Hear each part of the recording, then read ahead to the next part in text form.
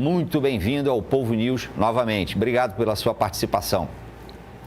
Eu agradeço pelo convite, Marcos Tardão, um abraço para todos que estão acompanhando essa transmissão. A eleição na cidade de São Paulo, eu vejo pelos números apresentados na pesquisa de hoje, ela está em suspense, ela é uma paralisada. Se você avaliar as últimas 5 pesquisas divulgadas, Paraná Pesquisa, Quest, Datafolha, Veritai e Realtime, com exceção da Veritai que a gente vai falar daqui a pouquinho, os números estão muito próximos, né? Paraná deu para Ricardo Nunes 24, Boulos 22, Pablo Marçal 18, e a que fugiu bastante o número do Pablo Marçal foi a Veritai, que foi divulgada na semana passada, apontando o Pablo Marçal com 31%, Ricardo Nunes 14% e Guilherme Boulos 22%. Essa mostra o empate dos três, o que é a tendência da maioria dos institutos. Nesta semana, nós vamos ter um Datafolha, talvez com divulgação na quinta-feira, para saber se o Datafolha pega alguma mudança. Mas o que mudou nesses últimos 10 dias? Mudou é que na sexta-feira passada começou o horário eleitoral no rádio e na televisão. Todos os candidatos, os 10 candidatos que disputam a Prefeitura de São Paulo, praticamente têm os que são competitivos, menos Pablo Marçal. Ele é do PRTB, um partido que não tem representação na Câmara dos Deputados, conforme decide a lei eleitoral. Se você não tem representação na Câmara, você não tem direito ao horário eleitoral no rádio e na televisão. E todos os demais têm. O prefeito de São Paulo, Ricardo Nunes, ele tem 65% do tempo, que a coligação dele é bem robusta, com vários partidos, e isso permite mais tempo. E pelo que talvez a pesquisa não tenha captado ainda essa questão da televisão.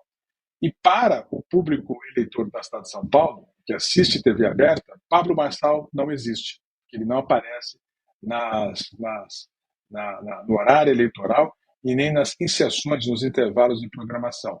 Mas ele continua muito combativo nas redes sociais e buscando um espaço com o que ele diz assim, a agenda lacra, a agenda negativa, para continuar aparecendo para os seus eleitores, ou para os eleitores da cidade de São Paulo. Gomide, apesar de Marçal liderar, a gente está vendo aqui na Real Time Big Data, né? Apesar de Marçal liderar a pesquisa de intenção de voto, o candidato do PRTB perde para Guilherme Boulos, do PSOL, e Ricardo Nunes, do MDB, isso nas simulações de segundo turno. Por que, Gomide, isso acontece? Como se dá essa migração de votos, em especial da direita? Eu acho que indica a pesquisa que ainda Pablo Marçal não é um candidato conhecido pela maioria dos eleitores que vão participar da votação. O candidato mais conhecido é José Luiz da Atena, porque tem uma aparição muito grande na televisão ao longo desses últimos anos. Pablo Marçal, ele é conhecido daquela comunidade do marketing digital. Ele tem 1.500.000 alunos, só que não na cidade de São Paulo, alunos no Brasil, e são alunos da chamada comunidade porque ele é alguém que produz infoproduto, produtos e serviços vendidos através da internet. Então, ele não é muito conhecido, mas é importante dizer que eu tenho aqui um certo levantamento para mostrar que ele mudou realmente esse cenário da eleição em São Paulo. Eu diria que colocou a eleição de São Paulo de cabeça para baixo em relação à surpresa. Muitos classificam o Pablo Marçal como um fenômeno. Eu também acho que é um fenômeno, porque fenômeno é aquilo que não é comum e que pode surpreender. E a presença do Pablo Marçal é um fenômeno porque ele surpreendeu a todos. Se eu pegar, Marcos Tardão, uma pesquisa do Datafolha de agosto de 2023, um ano atrás, aparecia Guilherme Boulos com 32%, Ricardo Nunes com 24%, Tabata Amaral 11%, e tinha ali 10% de candidatos que não estão na disputa, mas que eram colocados naquela pesquisa. O Pablo Marçal começou a pontuar na pesquisa Datafolha, por exemplo, a partir de final de maio, em que ele foi colocado na pesquisa estimulada e apareceu com 7 pontos. Quando ele apareceu com 7 pontos, o Guilherme Boulos tinha 24 e o Ricardo Nunes 23. Então ele saiu de 7 pontos, final de maio, nós temos então junho, julho, agosto, quer dizer, 3 meses, ele foi de 7 para 21 em 3 meses. Sem o horário da TV, só com plataforma digital, só participando de debate e criando o que agora se conhece muito mais os chamados cortes. são aquelas pequenas participações em debates, no dia a dia, na campanha, e que são distribuídos a centenas de milhares, talvez milhões de pessoas pela internet. Então, ele é um fenômeno e, para tentar resumir, acho que nesses últimos 10 dias os números estão mais ou menos travados. Vamos aguardar os próximos tempos para saber, porque o eleitor também está buscando entender quem é Pablo Marçal, o que ele faz. Existem, assim, muitas denúncias sobre o comportamento, sobre a postura dele, inclusive sobre se ele conseguirá levar adiante a sua candidatura do ponto de vista da justiça eleitoral. Porque existem 3 pendências. Não sei se eu vou ter tempo para explicar isso daí. A primeira pendência é que o partido PRTB é daquele lendário político Levi Fidelis, é o homem do Aerotrem, que prometia ligar São Paulo ao Rio de Janeiro naquele projeto bárbaro. Ele faleceu em 2021.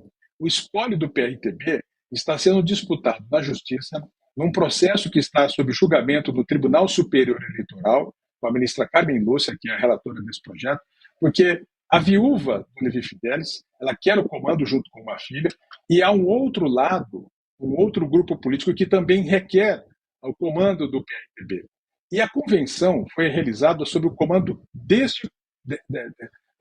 destas pessoas que não fazem parte da família do Levi Fidelis. Então, isso é algo que está sendo decidido no TSE. Porque se o TSE decidir que esses políticos que fizeram a convenção, agora recentemente, não poderiam estar lá, a candidatura e a convenção dele não poderia prosperar. O segundo ponto em relação à questão dele é que, na convenção do PRTB, isso também está sendo apresentada à Justiça Eleitoral pelos adversários, na convenção do PRTB havia participantes da comissão que não tinham, conforme prevê o Estatuto do PRTB, 6 meses de filiação ao partido para participar.